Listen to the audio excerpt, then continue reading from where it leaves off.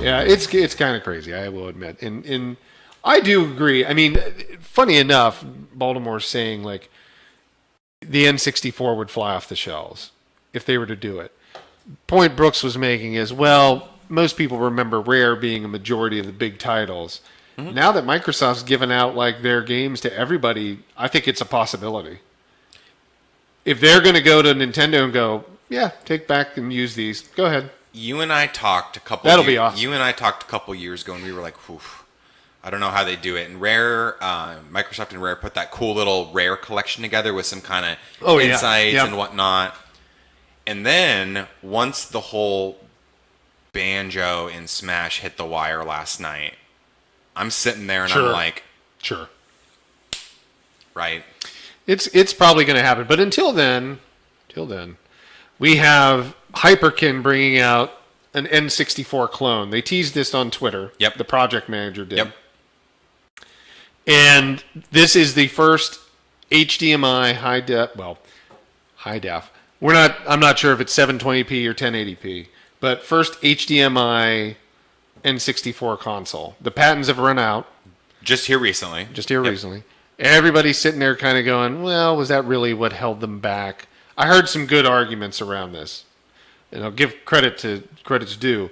There's a YouTuber, Mad Little Pixel. Okay. He was the guy that I think picked up the Soulja Boy consoles and ran with this.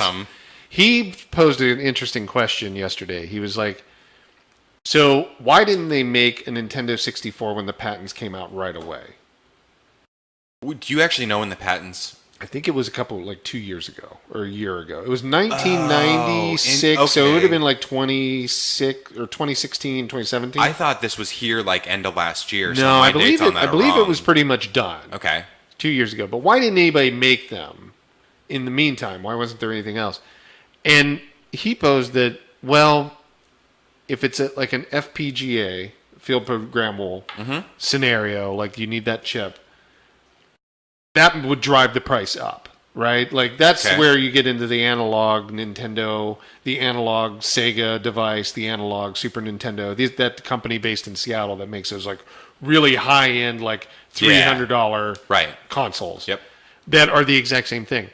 He made a good point that this could be an emulation device, that it dumps the ROM from the cartridge into the unit and then it emulates the 64. That's how the other ones they've made have worked. Okay.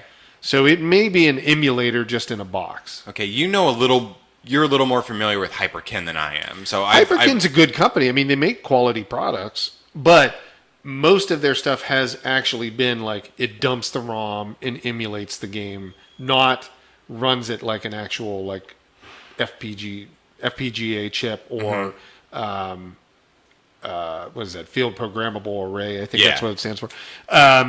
Or the actual console where it's, the chipset that it ran off of. So it's going to be interesting. The way you can tell that, there wasn't a way to tell it by what the games they showed, because they showed it running Super Smash 64. Okay. They showed it running Mario 64 and Zelda Ocarina of Time. All three of those run in emulation with no problem. And they look great. Okay. You can run them on a standard PC running like Dolphin, whatever, 64 emulator. Sure, yeah. And it runs pretty okay. good. So why wouldn't you pick those if you wanted to really showcase like your emulator setup? The real way is going to be able to tell if you can put an EverDrive into one of these and it reads that. Because EverDrives usually don't work with emulator where they dump ROMs. Okay, and that's the thing where you can put all of them on the cart itself. Yes, and then the cart has an emulator. And you then dump it into the N64 and you're good. Okay. So it's going to be interesting. Yeah, I wouldn't be surprised if it's in emulator. But, I mean, I don't have a problem with emulation as a whole.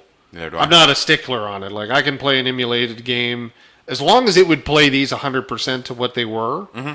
I don't care. If not better, yeah, right? If not better. It did, the colors looked amazing. I mean, everything was crisp. Yeah. Everything was crisp on the video footage they showed for this thing. So that's kind of neat. So we may be able to play a little bit more in 64 in the future.